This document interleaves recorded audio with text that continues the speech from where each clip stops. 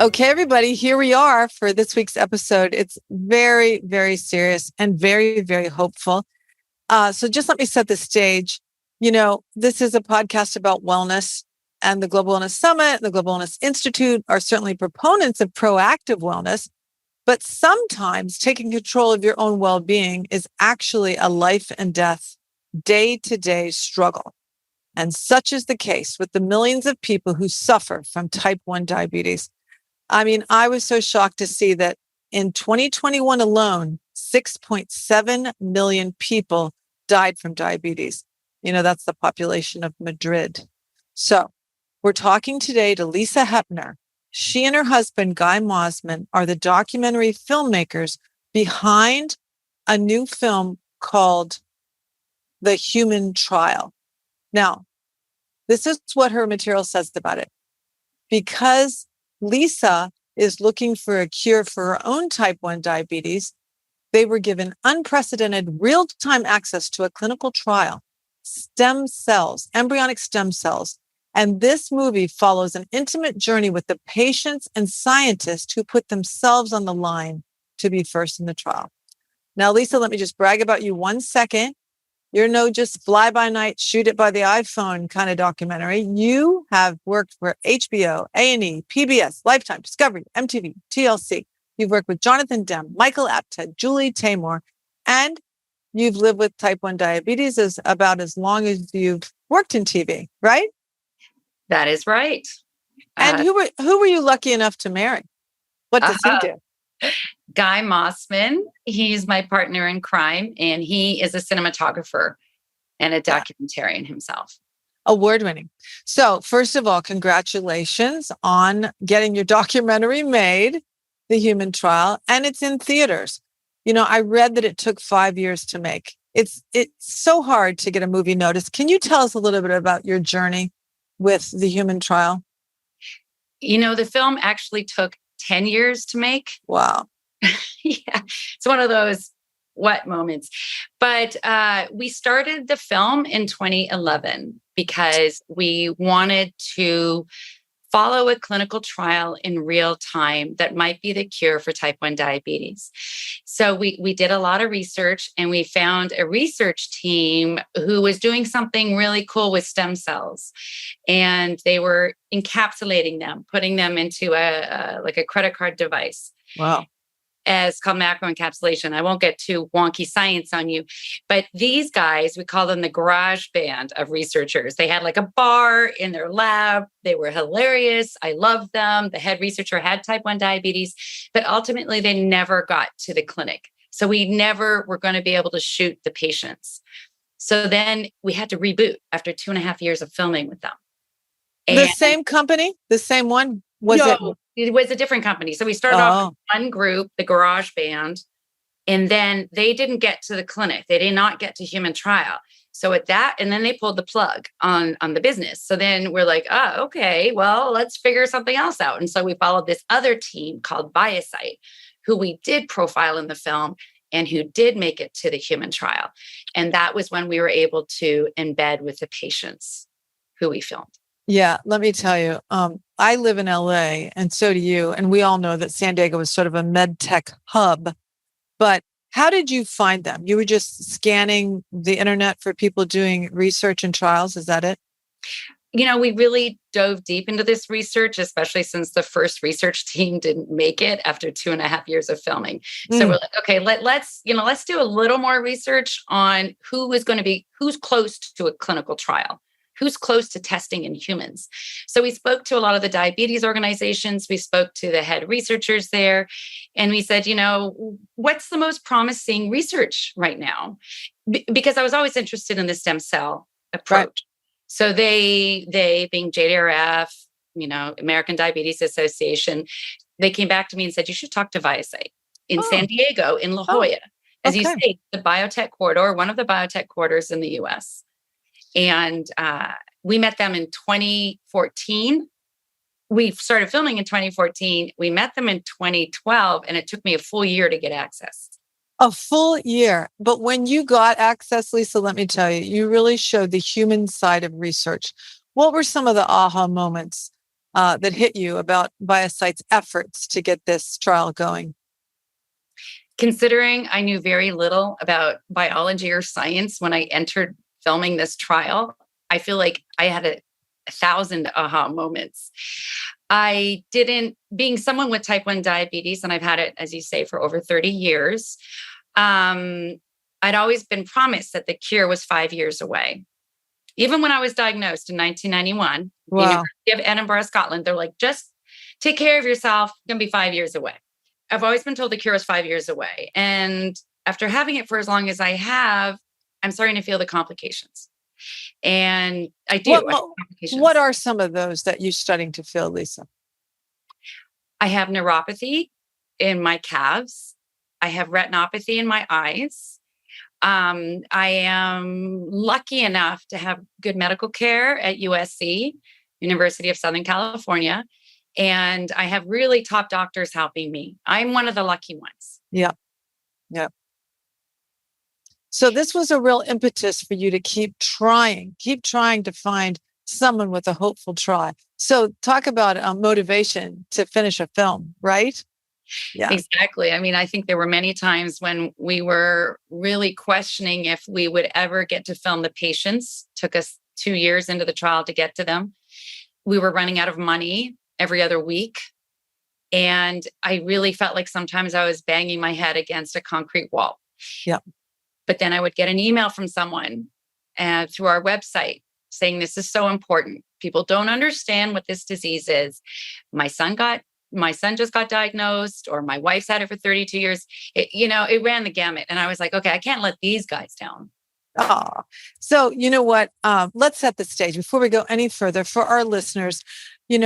We've all heard that Mary Tyler Moore had diabetes. You can kind of, if you really think, like one of the Jonas brothers has diabetes, but what's the difference? Type 1 used to be called juvenile diabetes, and type 2 used to be called adult onset diabetes. So what's the difference? So the difference is this: type 1 diabetes is an autoimmune disorder, and it used to be called juvenile diabetes because it affected mostly children. Now they've changed the name to be type 1 diabetes because it actually affects adults as well. Majority kids, but a lot of adults. I didn't get type 1 until I was 21 years old. Wow. And they call it late onset. Doesn't matter. People at 32 can get it now. And what basically happened in my body is my antibodies destroyed my insulin producing cells. It destroyed my beta cells. And so I do not produce my own insulin. I have to take insulin injections to stay alive. It's a little more complicated than that, but we can go into that later. I want to tell you what type 2 is. So type 2 is often called a lifestyle disease. I don't necessarily like that terminology, but it's basically when someone becomes insulin resistant. So their own body is not absorbing or processing insulin the way it should. So they will often be prescribed tablets, metformin. Sometimes someone can lose weight and reverse it, start an exercise program. But you know what? The complications are the same. The long-term complications of living with type 1 or type 2 diabetes are the very same. So I do not look at one as less severe than the other. I really don't, because at the end of the day, no one really deserves to have this, even if you eat too much food. Okay, yeah. But Lisa, the real difference is that type 2 can be controlled by diet quite often. I mean, I have seen people who change their lifestyle and they really come around. But no matter what you do, no matter how little bad food you eat, Lisa, you're not going to be producing insulin naturally, right? Is that right? I have zero insulin in my body that I produce. Yeah. Zero. So without these daily injections and all the accoutrement, what do you need to include in today? Say you're going for a 3-day trip somewhere. What do you need to take with you? I get really stressed packing because I have to think about what happens if I get COVID nowadays. What happens if I'm stuck at a border for, 5 days or something? I have to prepare like it's Armageddon. So I have to pack so much stuff between my CGM, which I wear on my arm, which is continuous. Say what that is again. It's a continuous glucose monitor. And what it does is I believe it's every 2 minutes, it reads my blood sugar, and via Bluetooth, it beams it to an iPhone or my Apple Watch. It does not administer insulin for my food. I still have to figure that out. They're working very close, they're working hard at getting what we call a closed loop system, but it's not there yet. In terms of, what it looks like, and maybe this is more tangible to your listeners, it's on average, a person with type 1 makes 180 decisions a day. Am I going low right now as I talk to you? Where's my sugar trending? If it's going up, am I going to make sense? Am I going to get a groggy brain? What happens if I run up the stairs to help my kid? Now, that in and of itself probably won't do much, but certainly in preparing for a 3-day trip, I have to be ready for any and every emergency. I carry sugar tablets with me. Oh. I wear a very unfashionable bum belt, which I don't care. I think it was fashionable for like a hot minute and now it's gone. I still wear one. Keeps me alive. And so I have my emergency pack. And when I married my husband and we go on a hike, he'd say, Lisa, why do you need such a big pack? Why are you always carrying such a big purse? And I was like, dude, if there's a cure, I'm getting a baguette purse, right? But till then, I am, I'm my own pancreas. And I have to think about that metabolic function that takes up a lot of my day. Well, my girlfriend I interviewed like 3 people that live with diabetes or someone with diabetes that is close to them before I talked to you. One of my girlfriends was married for 25 years to a type 1. And she said, she'd find him sometimes collapsed on the floor after rushing him to the hospital. Other times they'd be out to dinner with friends and she could see him getting groggy and crazy brain. And she'd run to the bar and get him orange juice. But this one broke my heart. I talked to my longtime friend. I was in her wedding. Her husband's type 1. She is a nurse. And this is what she said. She said, the prepping, the uncertainty, you have to have your phone. You have to have it charged. You never get a break from this. You try to keep proactively healthy with exercise. But what if you do exercise? You don't have enough food to sustain the sugar your body needs for that. And she said, it's like walking a tightrope every day. She also said that before Obamacare, they were spending $800 out of pocket every month for insurance. And that, that just the insulin kit was like $1,400 and they only paid a percentage, but now Obamacare has changed everything. What have you found people going through to just pay for their daily medication? 1 in 4 Americans ration their insulin because they can't afford it. Shit. 1 in 4. And we're the democracy that people look up to. I mean, I think no one's a Pollyanna with the problems with our healthcare system here. But the fact that people ration insulin is inexcusable. There was a bill that was just passed in the House that basically lifts the cap on, or puts a cap on what Medicare can charge for an insulin bottle. And I think it's at $32. That did not get passed for private insurance, which is really too bad because that hits everyone lower middle class, and above. I mean, certainly I pay a lot of money. I pay a lot of money just for the insulin, the strips, the meter, everything. But I also pay for my wellness medication. This is a wellness podcast. So I take my supplements. I take my, I take my very strong vitamin D or my omega-3s and I do acupuncture and I see a nutritionist. Wow. So I really, just out of pocket on that, I spend a lot of money. Oh my gosh. Well, you know what? It hit me. I don't know if you said it or where I heard it, that this is one of the only diseases where the patient is expected to treat themselves. I think it's one of the only diseases where the patient has such a large role in treating themselves because you go to the doctor once every 3 months, 6 months, maybe once a year, and they look at your blood sugars. Hopefully you do teleconferences more than that, but you may not be there that often to get your insulin levels checked, see how your blood panel is looking. So really, at the end of the day, we're getting immediate feedback every time we test our blood glucose.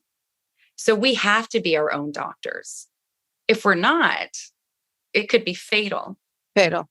You have no choice. We have no choice. Yeah. And, here's the other thing, the ripple effect to a family. Like, what role does your husband play in this? I mean, he's your clear partner, but what role does he play in keeping you going with your diabetes? So much. I'm this high-tech person. I'm on a semi-closed loop system. I won't go into details there, but I'm a Luddite when it comes to technology. So he's the one who helps me troubleshoot and figure things out. He builds my device for me because it's not been FDA approved. We don't have to, I'm part of this whole community. It does it. I'm doing the right thing. It's all good. It's not unsafe.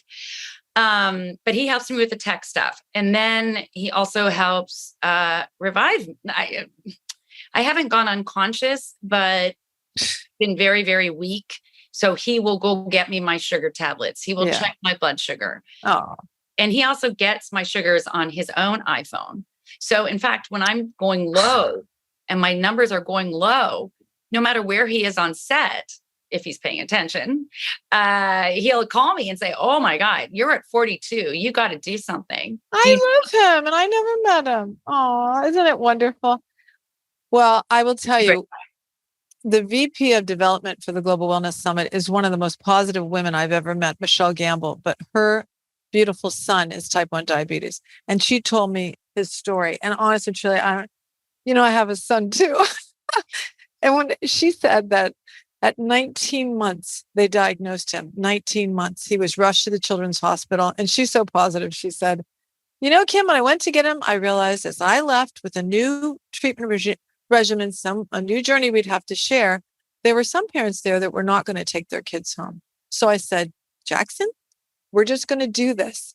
And, she told stories of like birthday parties, that your kid can have the cake, but not the ice cream.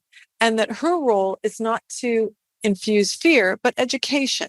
And she also said it really so helped to join a group of other kids with type 1. And they went to a Jonas Brothers concert. And when they heard that one of them was type 1, it meant so much to him.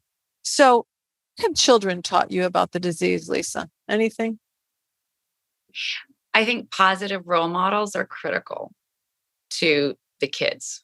Most definitely. I think you can, have it for as long as I have and be very, cynical and kind of beaten down by it. Mm-hmm. But when you're a kid and you've been recently diagnosed, you look for people who seem to be managing it very well. Or maybe they are managing it very well. I say seen because appearances can be deceptive. But the fact is, last night or 2 nights ago, Jean Smart won her 3rd Emmy for Hacks. Jean Smart is type 1. She has type 1 diabetes. Did you see how great she looked, Lisa? She looked like she was 50. That's the nicest dress I ever saw. I was going to go out and get it. She's 71. I love her. Okay. I remember how she ended her speech. She said, and thank God for Botox. Just saying. Just saying. I feel the same. Anyway. Just saying. So she's an incredible inspiration, but she's also open about the struggles that she's had. I mean, I think she got diagnosed in her teens and now she's 71. Victor Garber, if you know him, I do. It's type 1 and he's at it 65 years. That's incredible to me. And I don't want to get too political here, but to me, it speaks to their access to medical care. Yeah. And the careful adherence to protocol that they've been able to do. But I think Mary Tyler Moore, you brought her up. She's a really good example. Yeah. She had a really hard time. She was going blind. Her organs were failing at the end. And yet she still made time to go lobby Congress on behalf of JDRF, the diabetes organization. She's an incredible woman. And I think it was hard. I don't know who's replacing her right now. Right. Well, I will tell you that it was clear from your Instagram page and your website, everybody, the human trial, just look it up, that, the example of the quick development, the amazingly quick development of the COVID vaccines shows that innovation in medical research can happen a lot sooner than it often does. Where does that apply to diabetes research? Exactly. Well, I love talking about this because there is hope. There is hope for a cure. And the community out there who's listening to me, they might be very cynical and disillusioned and say, what is Lisa saying? And what I'm saying is that I was in the trenches of this biotech company, shooting them for 6 years. And I saw that the science was working. It is working. And there's even better news. There's been a merger, rather an acquisition done by the biotech company's large competitor. And they've already had amazing success with their first 2 patients. It's really going to happen. Now, the caveat from what I saw is that it needs proper funding. Biotech innovation needs proper funding, proper support from organizations, and that support should be apolitical. Yeah, the NIH shouldn't be, at the whim of perhaps a Republican majority in the House. Embryonic stem cell research, which is, provided the stem cell line to the biotech company that I profiled. Embryonic stem cell research is so promising, and it's beyond promising. It's actually working. You program these cells to become whatever cell you want in their body. There are caveats to that as well, but there's a lot of miracles, quote unquote, going on. Well, speaking of miracles and people willing to be a part of one, I just fell in love with Marin and Gregory, who were showcased in your film. Can you tell our listeners, we want them to watch, but just tell us a little bit about they were so cool. They were so great, I have to say. And I had no say in so-called casting because they were patients 1 and 2 at the trial site at the University of Minnesota where I got access. It was the only clinical trial site where we got access.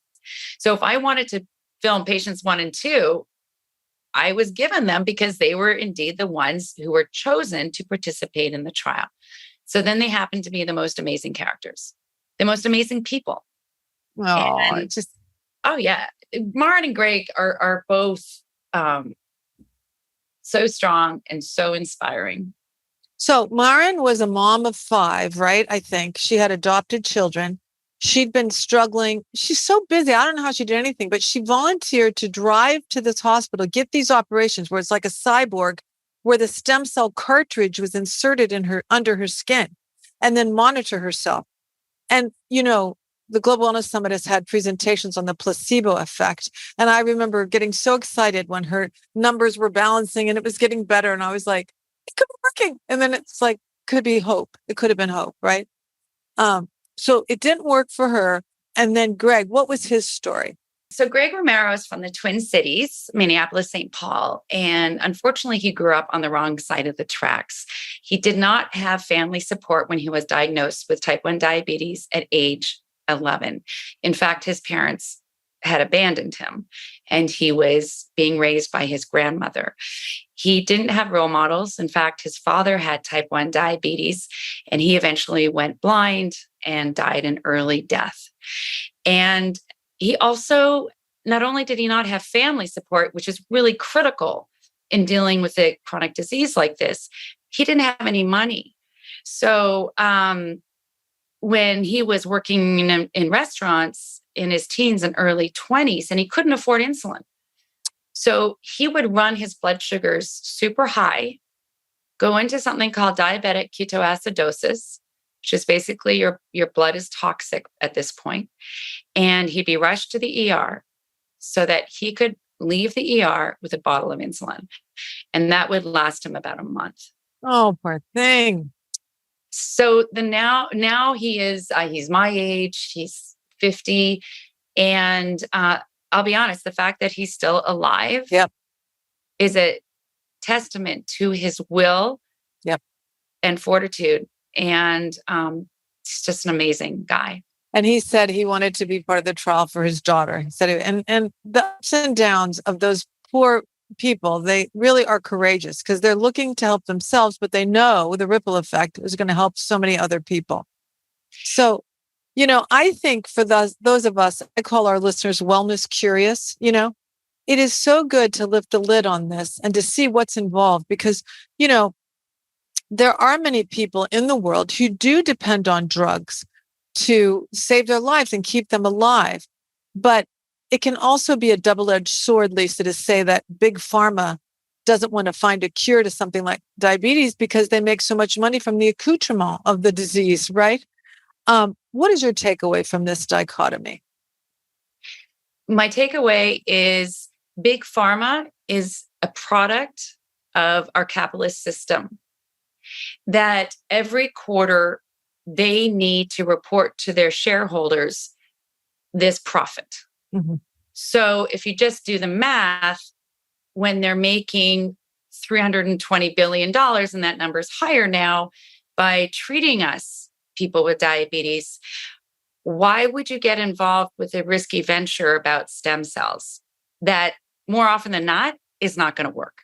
Yeah. So they look at that risk benefit analysis and they always fall on the benefit side. Let's wait until the biotech companies show efficacy. Let's let them go shill around the world to even get perhaps to a phase 2 of a clinical trial. And there are 3 phases. And then if it's working, big pharma will come in and fund the last phase of the trial because that's exorbitantly expensive. And there's no biotech company that can do it themselves. They need big pharma's money. That being said, does big pharma have a moral obligation to spend more money on cure research? The answer is yes, they do. Yeah. They really do.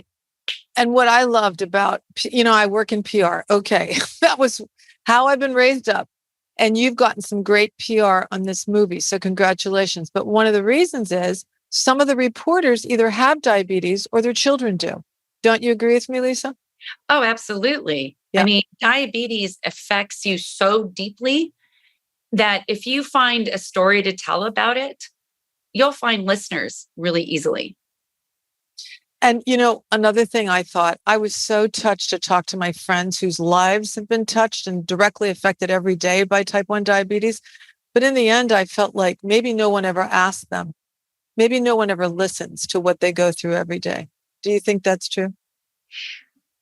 I think it is true.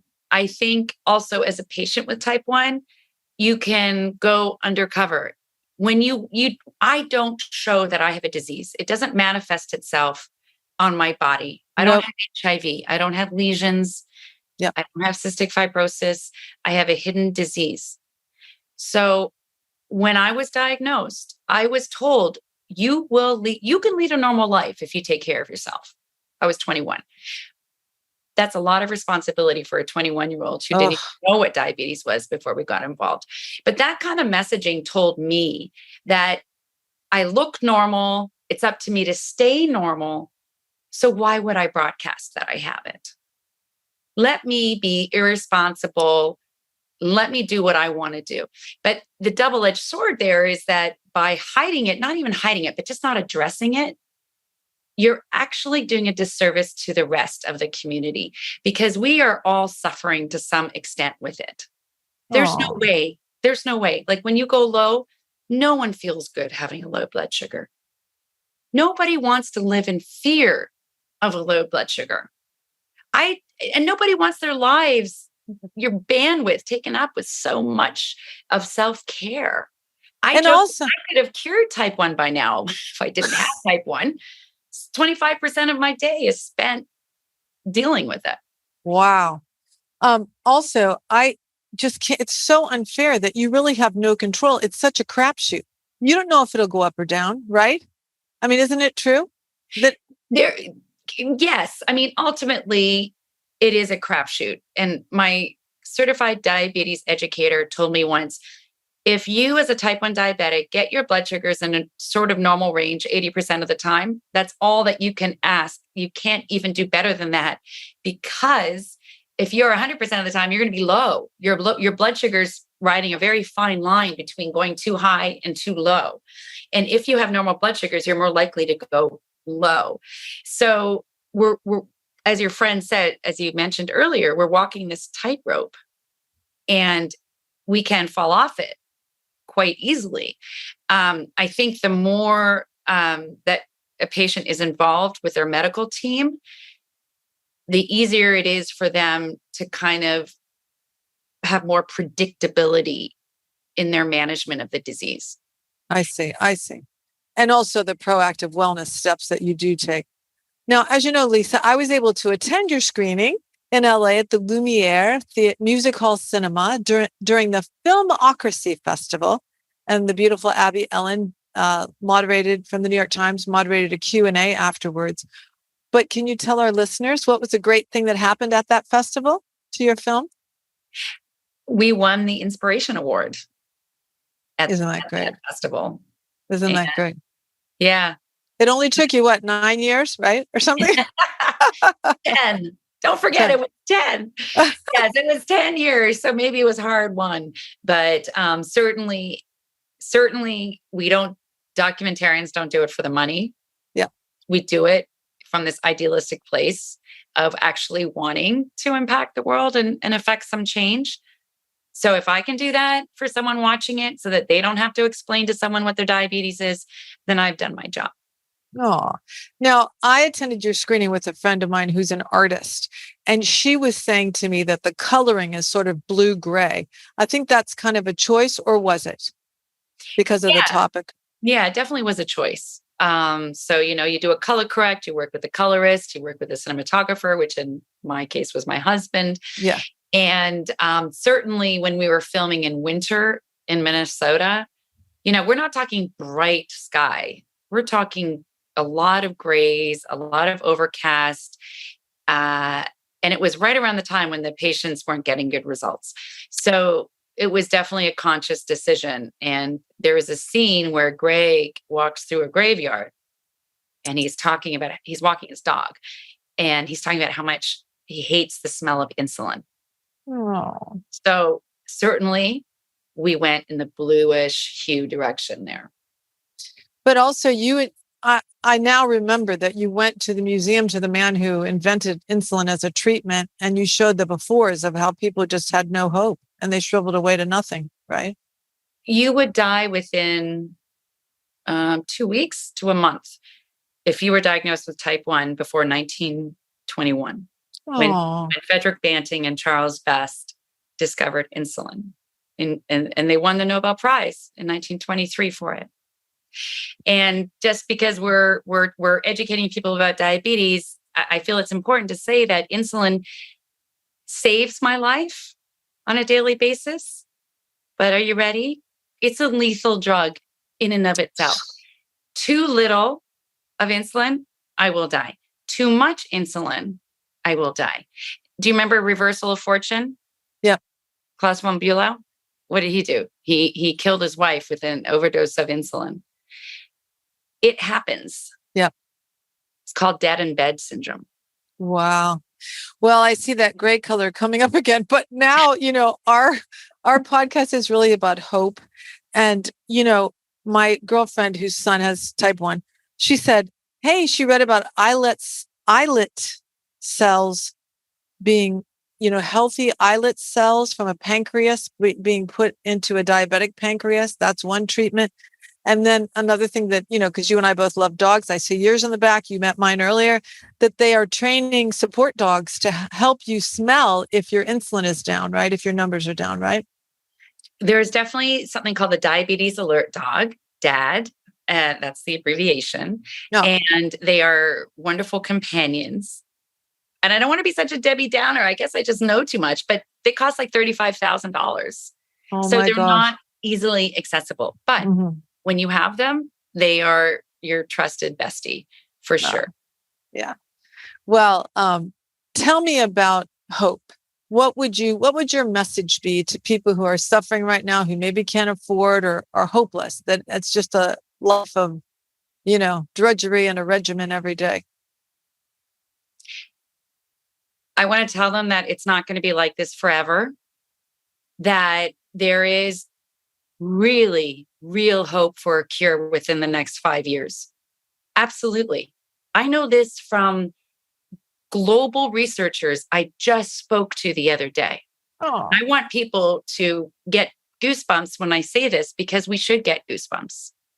And it will happen. I can't tell you when it's going to hit the marketplace.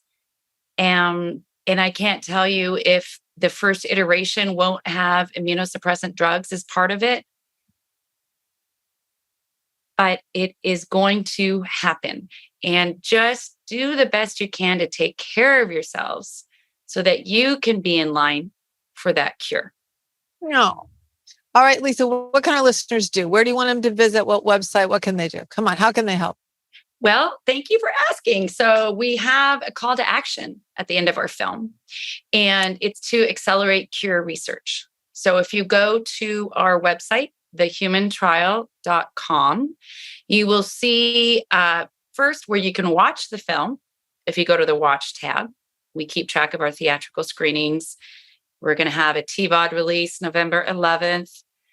You can also host your own screening. Wow. Myriad of ways that you can watch this film.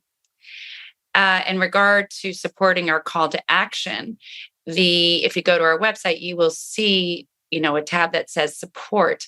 And all of that money will go to JDRF and Beyond Type 1's Alliance for Cure Research. And part of that money is earmarked to help clinical trial participants. So I am really happy that we actually have raised some decent money already for the organization. Well, if people watch your film and they get to know Marion, is that it? And Gregory, Marion and Gregory, they're going to want to help them because they need all the hugs they can get for what they did. And so do you, Lisa. Thank you. Thank you for sharing and being honest about your own personal journey. Pat your husband on the back. We're better than that, because it takes a village to get through these sort of challenges. So thanks for sharing your story with us, Lisa. We really appreciate it. Thank you so much for having me. It was great talking to you.